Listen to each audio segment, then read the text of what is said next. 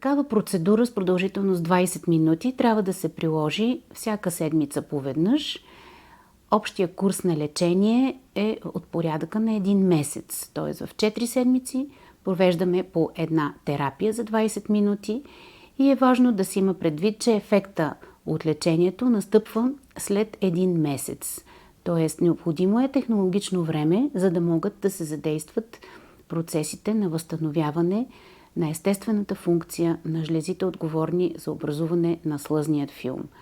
През това време пациентите могат да продължат да използват увлажняващи капки, като в резултат от множество клинични проучвания, които са проведени с този апарат, е установено, че се подобряват абсолютно всички параметри, чрез които отчитаме наличие на синдром на сухото око, плюс което пациентите премахват увлажняващите капки от своето ежедневие.